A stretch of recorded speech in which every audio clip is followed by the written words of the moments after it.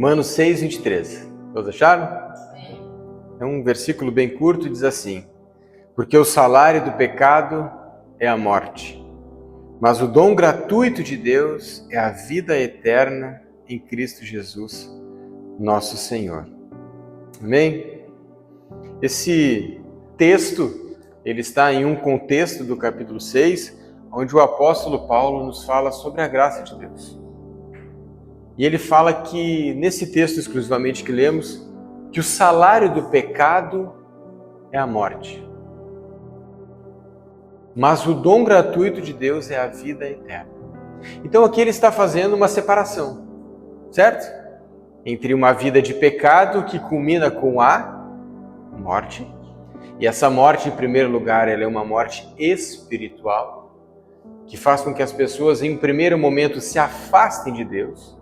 Depois começa também a se revelar em uma morte física também. E do outro lado nós temos um outro padrão, um outro modelo, um outro caminho, que é a vida eterna em Cristo Jesus. Então são caminhos distintos. Aqui, uma vida de pecado, o salário, o resultado dessa vida de pecado é a morte espiritual. Mas uma vida com Deus, uma vida de temor a Deus, uma vida de luta contra o pecado, ela nos traz como resultado a vida eterna em Cristo Jesus. E nesse contexto do capítulo 6, o apóstolo Paulo está falando sobre a graça. O que é a graça de Deus? De forma bem sucinta, a graça de Deus é uma capacidade dada por Deus mediante o sacrifício de Jesus para que nós consigamos vencer o pecado. O próprio escritor de Romanos, que é o apóstolo Paulo, ele diz que todos pecaram e destituídos estão da glória de Deus, ou seja, necessitados da glória de Deus. Essa carência da glória de Deus foi suprida através do sacrifício de Jesus. No Antigo Testamento, antes de Jesus, as pessoas pecavam e, por mais que elas pedissem perdão a Deus, não era possível que Deus perdoasse os pecados se não fosse por meio dos sacrifícios que deveriam ser oferecidos lá no templo. E às vezes aceitava, às vezes não aceitava. Tinha uma série de critérios para que os pecados fossem perdoados mediante os sacrifícios. No Novo Testamento nós podemos nos achegar a Deus em arrependimento e pedir perdão pelos pecados. Certo? Só que o que é a graça de Deus? É esse favor, é essa capacidade cedida, entregue por Deus para que nós consigamos vencer o pecado. E lembre-se, esse texto nos fala de dois caminhos. Uma vida de pecado, que nos leva à morte, e uma vida com Deus, que nos leva à vida eterna. Como nós vivemos hoje não debaixo da lei do Antigo Testamento, mas por causa de Jesus, na Nova Aliança, nós vivemos debaixo da graça. Que é isso que eu acabei de explicar para vocês. Bom, uma vez que nós entendemos que vivemos debaixo da graça, nós podemos optar por qual desses dois caminhos nós vamos seguir. E eu posso pensar da seguinte forma: já que eu sou pecador mesmo, eu vou continuar pecando. E eu peço perdão a Deus, porque a graça de Deus me perdoa, mediante Jesus Cristo, desses pecados que eu vou cometer. Portanto, tudo bem eu trair a minha esposa e pedir perdão a Deus. Então nós temos esses dois caminhos, como eu falei para vocês. E eu posso optar, já que eu sou pecador mesmo, não sou perfeito. E lembrem-se, que esse processo de santificação, enquanto nós não estivermos com o nosso corpo glorificado lá com o Senhor, nós vamos precisar nos santificar dia após dia. A gente vai pecar com os nossos olhos, a gente vai pecar com a nossa boca, a gente vai pecar com o nosso corpo, com o nosso pensamento. A gente vai acabar pecando. E eu posso usar como justificativo o seguinte aspecto: já que eu sou pecador, eu vou pecar mesmo, e peço perdão, e vivo uma vida de pecado. Certo? Ou eu posso escolher o outro caminho, que é uma vida de temor a Deus e santidade. Mas aí, eu não sei se vocês estão conseguindo captar onde eu quero chegar nesse seguinte ponto. Nós olhamos a sociedade hoje, vemos as coisas e parece que está tudo tão normal. Pessoas que pecam na segunda, na terça, na quarta, na quinta e na sexta, voluntariamente, no sábado pedem perdão, para no domingo estarem em cima do altar ministrando ao Senhor. E tudo bem. Nós olhamos, né? E às vezes a gente vê coisa que a gente acaba nem acreditando que realmente está acontecendo. Vou pegar um exemplo. Temos dois casais, né? Aquele casal onde a vida inteira se consagraram ao Senhor e foram um padrão exemplar, bíblico no seu testemunho, na sua conduta. E nós temos um outro casal que tiveram uma vida de erros, né? De traições e se perdoaram e hoje servem na igreja. E está tudo bem, quem é que vai se interpor entre essas pessoas e Deus para acusá-las de que aquilo que elas estão fazendo é errado? Se a Bíblia diz que nós não temos que julgar, e a gente se coloca numa saia justa, e ao mesmo tempo a gente se pergunta, então por que eu tenho que viver em santidade, já que aquele outro vive uma vida de pecado? Mas tudo bem, ele pede perdão, Deus perdoa e está tudo certo. Por que eu tenho que viver uma vida de santidade, então, de santificação ao Senhor? Por que eu tenho que ser correto? Mas o que é a graça de Deus? Se nós voltarmos para o Antigo Testamento, a gente vai ver que se Deus não aceitasse o pecado, se Deus não aceitasse o sacrifício por perdão dos pecados, em primeiro lugar o sacerdote morria fulminado dentro do Santo dos Santos. Ele tinha que ser retirado com cordas que eram amarradas na sua cintura. Em segundo lugar, durante aquele ano, como Deus não tinha aceitado o sacrifício, a terra não produzia. O favor de Deus não estava sobre o povo, porque o povo estava em pecado.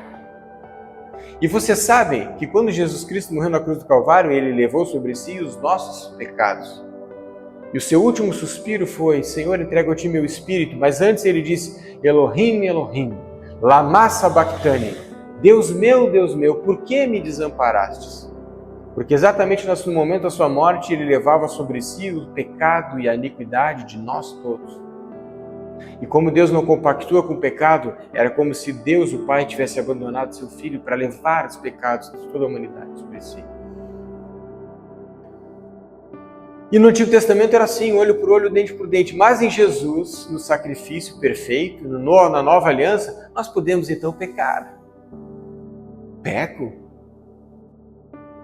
Faço as coisas erradas e depois eu peço perdão a Deus. E está tudo bem. Não está tudo bem. E na sociedade que nós vivemos, isso está tão claro. Que aquilo que deveria ser a igreja que prega o Evangelho, as pessoas, isso tudo virou uma balbúrdia, onde não existem critérios, não existe temor ao Senhor. E eu fico me perguntando, Deus do céu, pode isso? E quando eu paro para pensar que entre os sinais que Jesus nos alertava em relação ao final dos tempos, Ele dizia que os escolhidos seriam enganados. Aqueles que Ele mesmo escolheu viveriam uma vida de engano. E quando essas informações, essa normalidade começa a habitar entre nós, parece que nós que tentamos viver um padrão bíblico dentro das Escrituras, com certos critérios e princípios e valores que nós temos que seguir, estamos deslocados, né? E nos questionamos, será que é a gente que está errado? De tanta coisa que a gente tem visto. O meu chamamento nessa mensagem é sobre o salário do pecado, que é a morte. O salário do pecado O pagamento pelo pecado, por uma vida de pecado, é a morte. Mas o dom gratuito de Deus é a vida eterna. E eu trouxe alguns exemplos aqui, e entre eles, eu não vou ler os versículos porque são histórias conhecidas, mas um dos exemplos, sabe, é aquele da mulher samaritana. Eu sempre gosto de dizer, quando Jesus encontra aquela mulher samaritana, no primeiro momento ela era samaritana e Jesus era judeu, ele já estava quebrando um paradigma. É como se o Tarso evangélico encontrasse um amigo católico. Porque os católicos não falam com os evangélicos ou com os luteranos. E de repente o Tarso começa a conversar com aquela pessoa. O que o povo evangélico vai dizer a respeito do Tarso se ver o Tarso conversando com um católico? É um exemplo que eu estou usando, mas o que os judeus, os discípulos de Jesus, aquele que pregava, que veio cumprir a lei, dizia a respeito de Jesus se ele estava conversando com uma mulher samaritana? Sabe? E ele estava lá, ela tirando água do poço e ele conversando com ela, e ele, depois de ter instruído ela, conversado, ele diz: vai lá e chama o teu marido. E ela disse: eu não tenho marido. Jesus disse: eu sei que tu não tens, tu já tivesse 5. E o que está contigo agora não é o teu marido. Caiu os buteados do bolso. Aí Jesus vai lá e diz para ela: alguém te condenou por isso? Ou seja, alguém julgou a tua vida por ocasião do pecado que tu tens cometido até o dia de hoje? E ela disse: não. Ele disse: eu também não te condeno. Eu não te condeno até aqui, porque tu vivesses em um tempo onde tu não sabia as implicações da tua vida de pecado e de erro. Mas a partir daqui, porque hoje eu te encontrei, eu sou a luz do mundo, eu estou te mostrando que tu viveu errado. Vai e não peca mais. Jesus perdoou, não condenou, quebrou um paradigma e disse para ela que ela não deveria pecar mais. Jesus sinalizou: estás vivendo em pecado, agora não peca mais. Se aquela mulher continuasse pecando e encontrasse Jesus novamente, certamente Jesus a perdoaria. Mas Jesus deixou um alerta: não vai. E hoje nós sabemos por quê? Porque o salário do pecado, da consistência no pecado, leva à morte. Um outro exemplo que nós temos é de Jesus com a mulher adúltera. A mulher foi pega em flagrante adultério. E os homens estavam com as pedras nas mãos para apedrejar aquela mulher. Era o que a lei dizia, era a sentença, já havia sido dada. De repente, Jesus chegou. E os fariseus que conheciam a lei perguntaram para Jesus: Jesus, o que nós temos que fazer com essa mulher? A lei diz que a mulher que é pega em adultério tem que ser morta por apedrejamento. O que tu diz? Eles já iam apedrejar a mulher, só que eles queriam testar Jesus, que era o mestre. Aí eu fiquei pensando, se Jesus respondesse: apedreja, Jesus estaria cumprindo a lei, mas Jesus estaria indo contra o discurso de amor dele e perdão. Se Jesus dissesse: não mata ela, vamos perdoar, Jesus estaria indo contra a lei. Ele estava sem saída.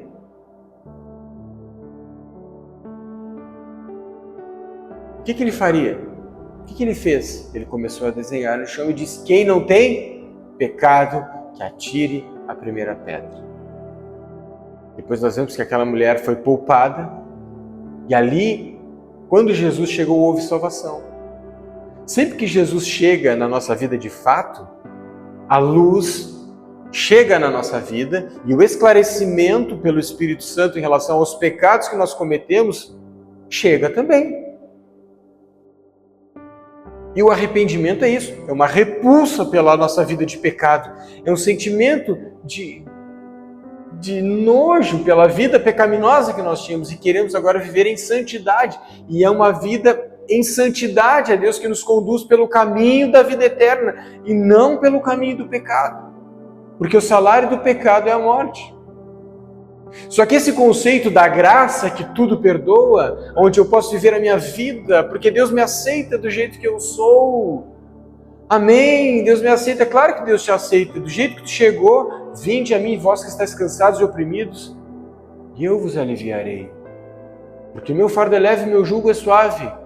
A igreja é um lugar para que as pessoas venham do jeito que estão, mas não permaneçam do jeito que estão, para que encontrem a luz do Senhor, mediante o arrependimento, se convertam e vivam uma vida de temor e santidade ao Senhor, em direção ao caminho que leva à vida eterna e não no caminho de pecado.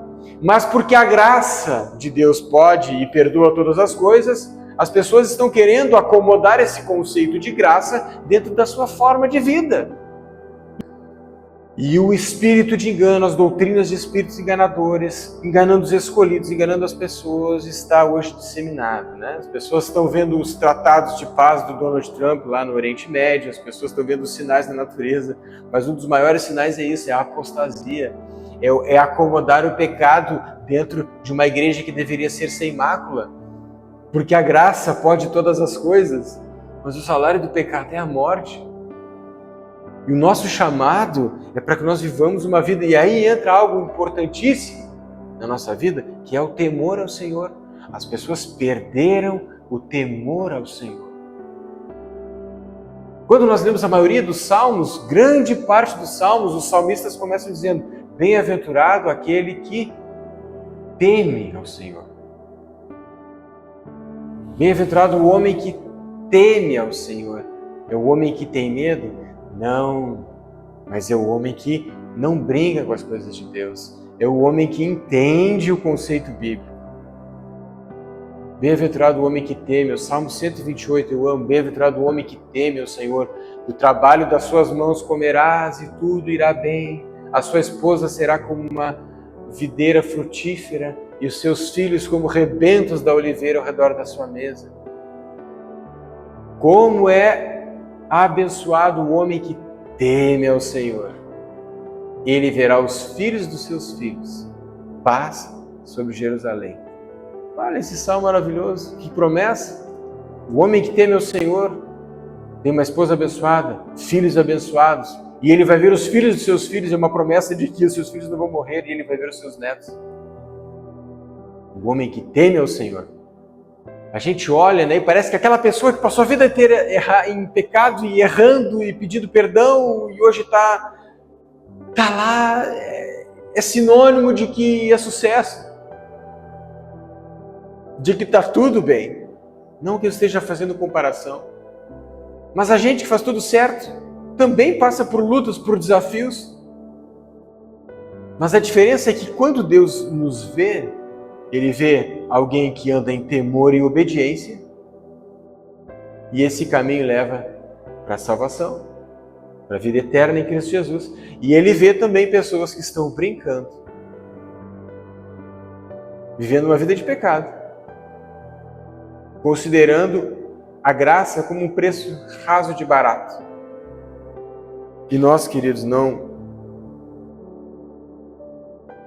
podemos pensar dessa forma. Nós temos que andar em temor ao Senhor. E a forma como Deus age, na semana passada eu falei aqui sobre Naamã, que tinha a sua forma de pensar em relação ao agir de Deus. Ele queria que Deus fizesse da forma dele, mas Deus fez de outra forma. Na nossa vida é do mesmo jeito.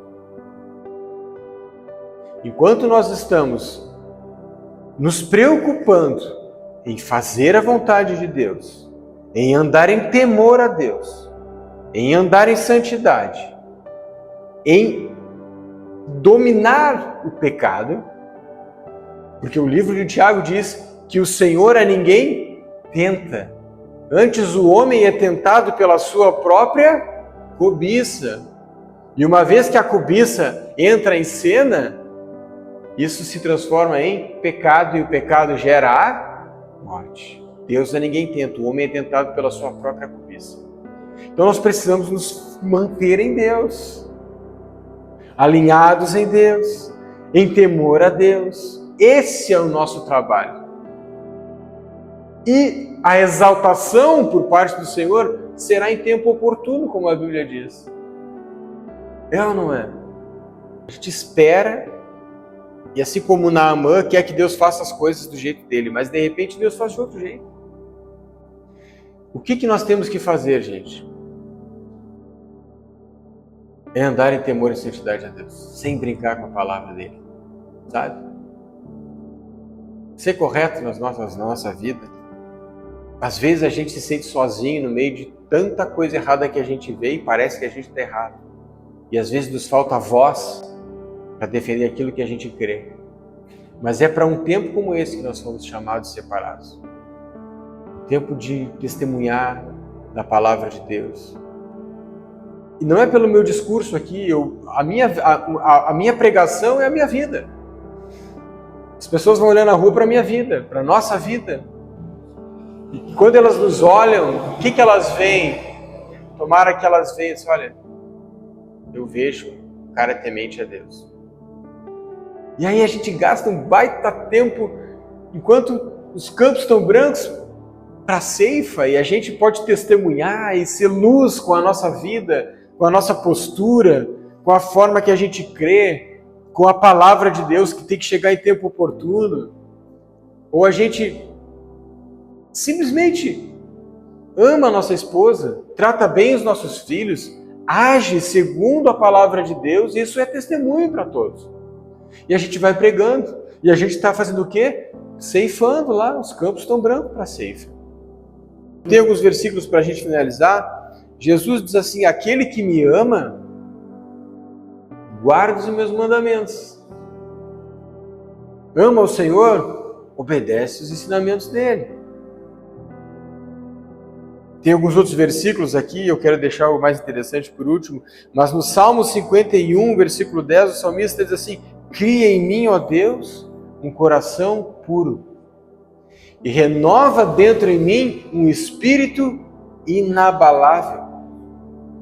O salmista diz: Senhor, cria em mim um coração puro, sabe? Puro.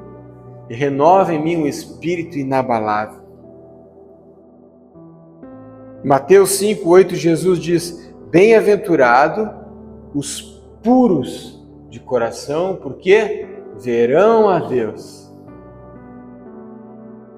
Quando a gente pensa nesse relacionamento com o pecado nada mais é do que um sussurro do inimigo e um convite a fazermos aquilo que a gente sabe pelo Espírito Santo que é errado. É a tentação. Nós acabamos ouvindo o pecado. Mas quando nós temos temor ao Senhor e conhecimento da palavra, nós podemos, pisar no freio e não avançar naquele pecado. Isso nos traz pureza de coração. E o que para nós finalizarmos, a que conclusão eu cheguei em relação a esse questionamento? Como posso eu me interpor como juiz ou me colocar entre essas pessoas e Deus? Onde eu sou melhor do que eles? Porque também sou pecador.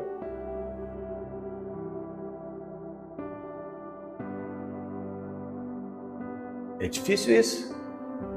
E a igreja evangélica tem essa questão, eu sou a igreja certa. Todo mundo errado. Entre as igrejas, entre as placas, entre as denominações. Mas como posso eu? Porque aquele que às vezes está dentro da igreja é pior do que aquele que nunca vai na igreja. Deus vê o interior do coração. Não cabe a nós julgar A, B ou C. Quando eu vejo Jesus falando com uma mulher samaritana, eu estou vendo ele quebrar paradigmas. Quando eu estou vendo Jesus em Mateus capítulo 9, sentar à mesa com pecadores e publicanos, sendo criticado pelos seus, eu estou vendo Jesus sendo o sal da terra e a luz do mundo. Quando nós temos a oportunidade de sermos luz em meio às trevas, precisamos ser. Ninguém precisa ser luz dentro da igreja, onde já é um ambiente de luz. Nós temos que ser luz na escuridão. Só que para nós brilharmos na escuridão, nós temos que saber quem nós somos. Nós teremos uma gama de pessoas que também são amadas por Deus e que não conhecem a Deus. Nós precisamos ser luz na vida dessas pessoas, com temor, com santidade, com direcionamento do Espírito Santo, e nos colocando numa posição de humildade perante essas pessoas. E como Deus vê, até mesmo esses irmãos que eu falo para vocês, que eu mencionei aqui, que hoje brincam, né? Divulgam, estão lá profanando, digamos assim, o altar do Senhor com as suas práticas, com a sua conduta de vida. Mas talvez para essas pessoas a luz do Senhor ainda não tenha chegado. Como chegou Jesus para aquela mulher adúltera ou para a mulher samaritana, nós não podemos apontar o dedo. Mas se a luz do Senhor já chegou na vida deles, eles têm duas condições. A primeira condição é que eles sabem que estão errados e continuam em pecado, e aí eles estão indo para o caminho de morte. Ou, de fato, eles não encontraram ao Senhor ainda. E eles precisam ter um encontro com Deus. Porque se não tiver o Espírito Santo para convencer do pecado, da justiça e do juízo, nada funciona. Então eu fiquei pensando em relação a como Deus vê, como Deus nos vê. Será que Deus me vê melhor do que vocês? Ou vê vocês melhor do que eu, porque eu falo melhor, porque eu canto, porque eu estou aqui falando? Como que Deus nos vê? Será que Deus me vê melhor do que o meu irmão católico, que de repente faz uma ação social e abençoa outras pessoas? Como que Deus nos vê? E a resposta que eu tive é que nós temos que andar em temor e santidade ao Senhor. Existe um texto que diz: segui a paz com todos e a santificação, sem a qual ninguém verá o Senhor. E para finalizar, Apocalipse 22:12, Jesus diz assim: eis que venho sem demora, e comigo está a recompensa que tenho para retribuir a cada um segundo as suas obras. Então, meus queridos, eu não espero o reconhecimento de A, B ou C. Eu espero ardentemente a minha recompensa que o próprio Senhor vai trazer por ocasião do seu retorno.